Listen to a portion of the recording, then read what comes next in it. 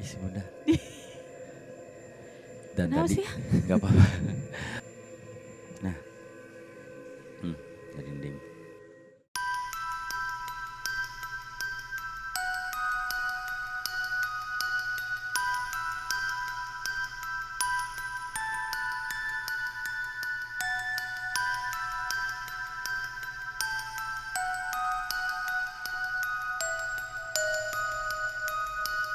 Assalamualaikum warahmatullahi wabarakatuh. Sinners, setelah Oh sekian iya, lama Sinners. kita nggak bersua sekitar 1 tahun ya Bun. Hampir 11 bulan berarti ya? 1 tahun dong. Kan Bunda hamil 9 bulan. 9 bulan. Tambah Aiko sekarang. Aiko 3 bulan. Oh iya benar. 1 tahun lah kita nggak bertemu di Garam. Dan kali ini Garam kembali hadir. Tapi karena Aiko baru 3 bulan, Ya. kita mutusin untuk Garamnya story aja dulu. Ya, nggak keluar rumah. Nggak silaturahmi dulu. Betul. Belum berani. Bunda emang berani enggak? Ayo sih. Padahal mah sama-sama aja kan. Ini kan sama-sama aja. Sama-sama gimana? Jangan gitu dong. Ini baru mulai nih episode perdana season kedua nih setelah sekian lama. Ih, Bunda. Ya udah Sinners. Di episode awal kebetulan kita masih mungkin hanya akan membacakan cerita-cerita dari Beberapa kalian. cerita ya. Beberapa cerita yang sudah kalian kirim Ya. ke alamat email berikut. Ya, nanti kalau kalian menonton Garam episode kali ini, kalian bisa kirim cerita kalian beserta Foto, dan video. juga video. Kalau memang ada ya barang buktinya tertangkap kamera kalian, dan cantumkan juga nomor telepon kalian.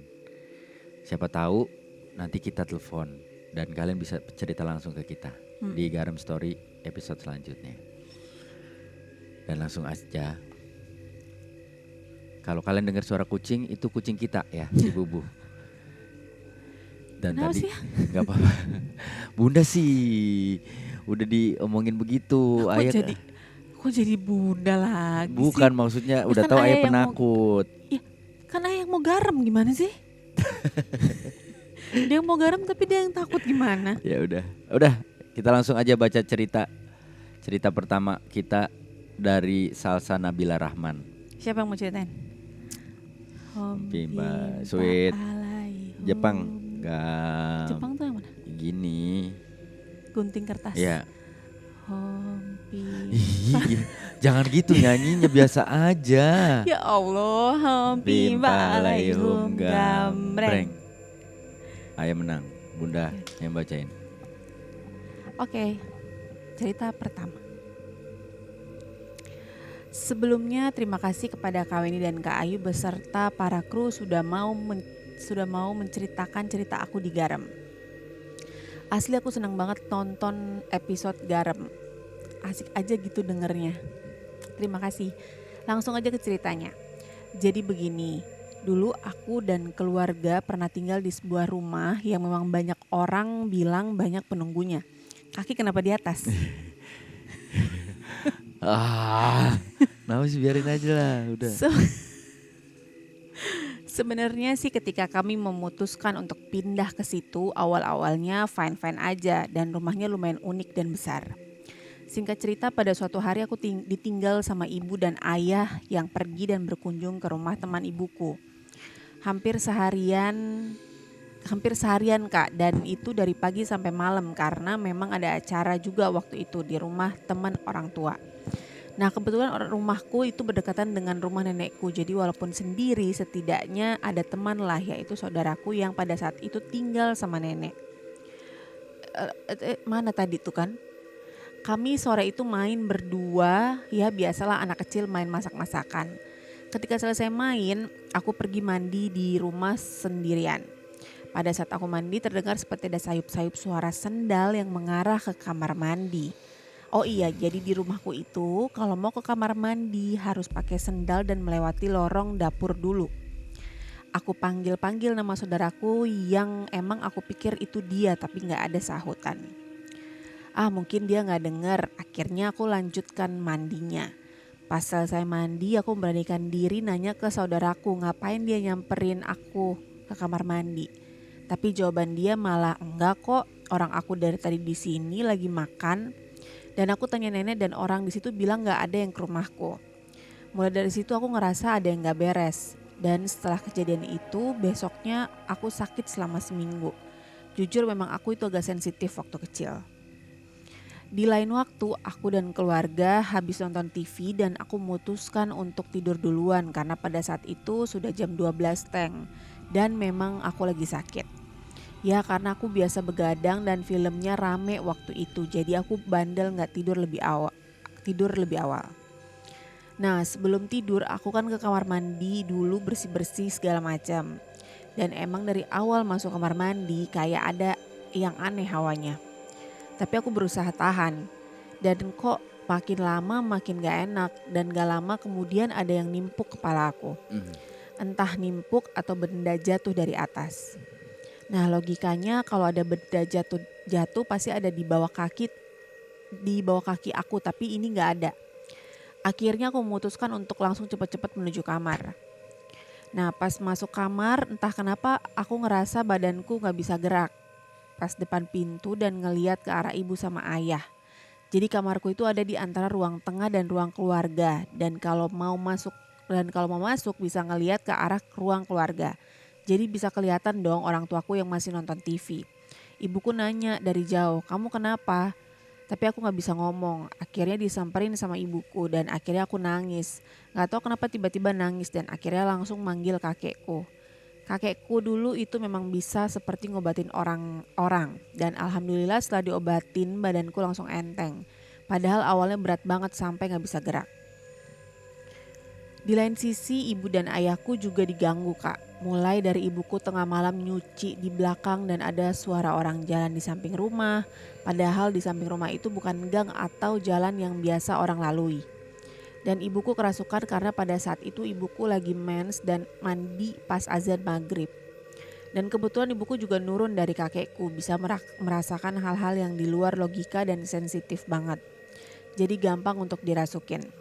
Dan setelah ibuku kerasukan besok malamnya ayahku juga kerasukan. Dan sosok yang masuk itu adalah nenek-nenek. Sosok yang sama ketika ibuku kerasukan di hari sebelumnya. Dan sampai pada suatu hari ibuku memutuskan untuk pindah dari rumah itu karena malamnya ibuku mimpi bertemu dengan arwah yang ada di rumah itu dan menyuruh ibu dan lainnya pergi. Kalau selama 3 hari tidak pindah pasti bakal ada yang keambil salah satu.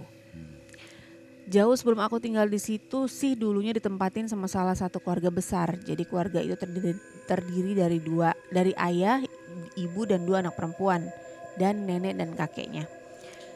Nenek ini bisa dipanggil Ambu, biasalah nama panggilan keluarga. Nah, si anak kecil perempuan yang pertama itu teman main aku. Anggaplah namanya A. Waktu itu kita cuma selang 2 tahun jadi dia di bawah aku. Singkat cerita jadi waktu itu kita lagi main mama-mamahan. Biasalah kak kalau anak kecil pasti mainnya begitu. Aku, saudaraku dan si A ini main ke kamar bekas Ambu atau neneknya si A. Ambu ini memang sudah meninggal sekitar 7 hari yang lalu. Kita kan main dalam kamar yang pintunya terbuka lebar. Setelah beberapa lama kita main, tiba-tiba pintunya tertutup sendiri, kenceng banget. Aku aja sampai heran karena gak ada angin sama sekali karena jendelanya diteralis jadi gak bisa dibuka dan pastinya kalau dibuka bakal ada gak bakal ada angin yang masuk. Sekalinya dibuka susah ditutup lagi dan di situ gak ada kipas ataupun AC dan mana mungkin kipas atau AC bisa dorong pintu kayu yang berat banget. Akhirnya aku sama yang lain udahan mainnya. Sebenarnya sih kak emang sebelumnya sudah banyak yang wanti-wanti kalau rumah itu memang suka minta wadal. Jadi ibuku buru-buru deh pas udah dapat sinyal di malam itu akhirnya langsung pindah. Asli sih kak sebenarnya masih banyak tapi ini panjang sekali, lebar banget. Sekali lagi makasih banget udah ceritain ceritaku. Semoga jadi pelajaran buat kita semua kalau mau pindah itu harus dengerin kata orang sekitar. Terima kasih banyak Salsa Nabila.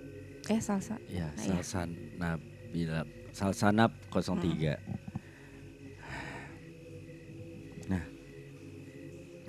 Merinding. Ya Allah ya. Ya sombong banget dah. Tapi kalau kalau kita baca ceritanya, kita dengar, kalau ayah dengar ceritanya Bunda. Kenapa Bun? Gak apa-apa, aman. Ya Allah, orang cuma ngegarap doang belakang. Biasanya kan memang rumah-rumah yang besar gitu kan, memang bentukannya kadang-kadang suka ada lorong-lorong, ya kan? Kayak rumah kakek ayah, kakek gue dulu tuh di Tegal, ibaratnya kamar, terus ada lorong panjang, terus kamar mandi, ada lorong juga. Nah, sebenarnya lorong-lorong itu yang kalau ngomongin secara aura tuh emang kerasa beda gitu, apalagi kalau misalkan bangunannya bangunan tua, pasti kerasa beda banget ketimbang bangunan baru ya. Tapi kita nggak tahu juga, kadang-kadang ada bangunan baru yang secara histori dulunya mungkin memang ada bangunan lama, atau dulunya hutan, atau dulunya kebun yang punya histori secara mistis, yang akhirnya bisa dibilang tetap kerasa juga angkernya. Iya, tapi kan memang kalau menurut Bunda kan mungkin ya Bunda nggak tahu sih bagaimana historisi rumah ini. Cuman maksud Bunda, setiap rumah kan pasti ada yang entah maksudnya apa, ada yang ngejagain, atau bisa aja mimpi itu mungkin sebagai pertanda, atau mungkin sebagai wanti-wanti gitu kan dari si rumahnya itu. Cuman menurut Bunda apa ya? Sayang aja sih kalau misalnya rumahnya ditinggalin pada akhirnya gitu, karena kan mungkin bisa dipertahanin gitu. Karena ada juga dulu kan kita pernah ngerasain juga kan, rumah kita kayak berasa ada yang ganggu dan segala macem gitu. Gue sempet kayak yang apa gue pindah ya, tapi ada beberapa masukan dari teman-teman yang bilang lu mau pindah pun di rumah yang baru pun pasti mungkin akan ada. Betul. Gitu. Jadi ya harus dilawan sebenarnya ya. Kalau misalkan masih dalam taraf normal ya dilawan aja rasa ketakutan itu. Tapi kalau memang sudah sangat mengganggu, ya ada baiknya memang mencari apa ya, mencari informasi tentang kondisi rumah itu sebelumnya bagaimana kalau lu baru pindah ke situ, atau mencari solusi bagaimana supaya akhirnya kita bisa hidup berdampingan dengan damai, dengan aman-aman aja. Saling tahulah satu sama lain gitu, tapi tidak ganggu. Itu sih. Thank you ya Salsa. Saling menghargai ya. Ya, betul. Yalah, siapapun enggak senang diganggu kan sebenarnya. Betul. Cerita selanjutnya dari Veronica Mia. Assalamualaikum Bang Wendy dan Kak Ayu. Waalaikumsalam. Assalamualaikum Garam. Halo Kak, saya Veronica dari Kalimantan Barat.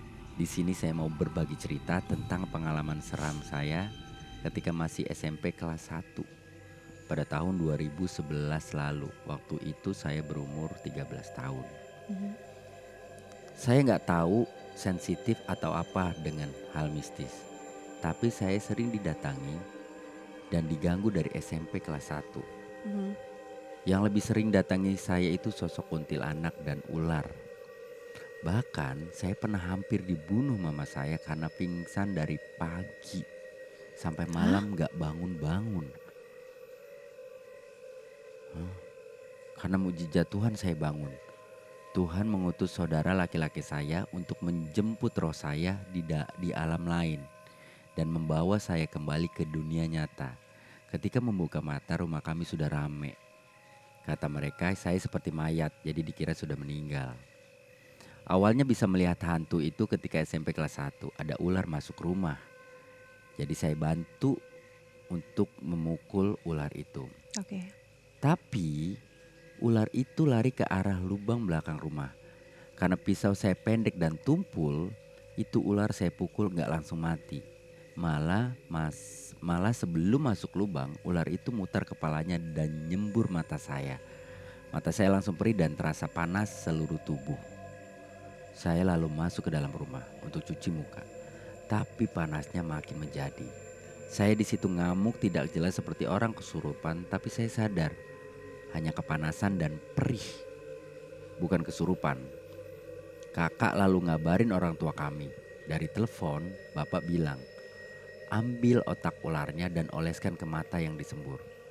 Jadi ular itu dikejar, dibunuh, lalu otaknya diambil dan dioleskan ke mata saya, lalu ular itu dibakar. Orang tua kami juga hari itu langsung berangkat dari kampung. Sore sekitar jam 5 atau jam 6 gitu. Kami sekeluarga ke rumah sakit untuk cek racun atau bisa ularnya masih ada atau tidak. Di sana dokter bilang tidak ada racun atau bisa ular di mata saya, dan hari itu saya rawat jalan. Kami pun langsung pulang ke rumah. Setelah sampai ke rumah, saya langsung rebahan dan tidur. Paginya saya dan adik harus sekolah. Kebetulan sekolah depan rumah. Karena saya bisa sekolah, orang tua berpikir saya sudah sehat. Mereka pun pulang ke kampung hari itu juga. Di sekolah, setelah pelajaran pertama selesai, saya mulai merasa aneh. Badan saya tiba-tiba lemah seperti orang menahan lapar. Padahal saya sarapan pagi dan tidak ada kegiatan di luar kelas. Tapi awalnya saya pikir efek obat antibiotik dari dokter atau karena efek kemarin. Makin siang, saya makin lemah, hampir tidak mampu berdiri, apalagi jalan. Jadi selama jam istirahat pertama saya tidak keluar kelas. Tidak lama setelah itu pelajaran kedua dimulai. Ketika guru berdiri di depan kelas, saya melihat seorang siswi SMP. Postur berisi, rambutnya keriting, panjang sebahu dengan wajah luka. Seperti luka yang menghantam benda keras. Dari lukanya masih menetes darahnya. Bahkan sampai ke seragamnya. Siswi itu berdiri di balik pintu kelas. Guru sepertinya tidak lihat sama seperti murid lainnya. Setelah guru duduk di kursinya, siswi itu hilang. Tidak cuma di situ, setelah beberapa menit pelajaran dimulai, saya melihat anak kecil jongkok di bawah meja guru. Setelah dilihat keseluruhan tubuhnya, anak itu ternyata tidak ada kulit kepalanya. Jadi langsung isi kepalanya aja. Wajahnya biru pucat, tapi hanya beberapa detik saja lalu hilang. Jadi hari itu saya tidak fokus belajar sampai akhirnya saya diminta pulang ke kampung. Sekian cerita saya Kak, semoga menarik dan jelas untuk dibaca. Salam kenal kakak abang, semoga sehat dan sukses selalu. Ya. Wow. Kita nggak tahu nih sebenarnya kondisi yang terjadi seperti apa ya. Tapi yang pasti kalau cerita dari sebenarnya ya cerita sebenarnya seperti apa gitu. Maksudnya kalau dari kita sih ya menyayangkan juga sih ada hewan yang dibunuh ya. Iya, tapi ya kita nggak tahu kejadian pada saat itu memang mengharuskan hewan itu dibunuhkah atau bagaimana gitu. Tapi yang pasti semoga apa ya, kedepannya lu juga bisa lebih apa ya, berdamai dengan kondisi lu ya. Kadang-kadang kan kalau udah dikasih gift seperti itu, ada orang yang menolak, akhirnya jadi stres, akhirnya jadi beban dalam hidup. Ada juga yang akhirnya menerima itu, berdamai dengan itu, mencoba bukan biasa mengambil saja keuntungan, tapi artinya ya sudah ya, menerima kondisinya bahwa dia bisa melihat beda alam gitu. Itu sih. Kenapa sayang? Kok aja tegang sekali sih di episode pertama ini? Iya, tegang banget. Jadi soal baca ceritanya aja berasa padahal gitu. Kan banyak orang. Banyak orang, iya, tapi mungkin karena podcast kali ya bentukannya kayak gini ya. Jadi kayak kedengeran gitu. Ayah ngomong sendiri tuh kayak berasa gitu. Walaupun banyak orang, tapi kayak karena secara audio tuh intim banget, jadi kayak yang merasa sepi gitu. Oh, maunya rame? Iya, enggak. Mau ada band? Enggak usah ada band juga. Ya udah, Sinners, cukup 2 cerita aja yang kita bacakan di episode. Soalnya kalau 3 cerita jadinya apa? Ayahnya jadi takut. Ya. Tiba-tiba ngilu di sebelah sini. Ya nggak apa-apa, orang ngilu doang. Ya mungkin sakit gigi kali ya, mungkin asam lambung juga. Yuk. Oke. Aji. Kesel banget. Ya udah, kalau kayak gitu Sinners, kita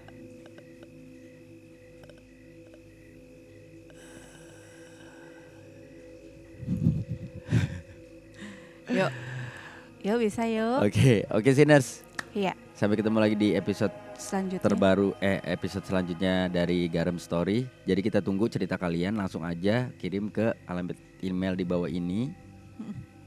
Cantumkan nomor telepon kalian, cantumkan foto atau video yang berhubungan dengan cerita kalian. Ya. Siapa tahu nanti di episode selanjutnya kita bisa telepon kalian bisa cerita langsung di Garam Story. Gua Wendy Cagur. Gua Ayu Natasha. Pamit. Assalamualaikum warahmatullahi wabarakatuh.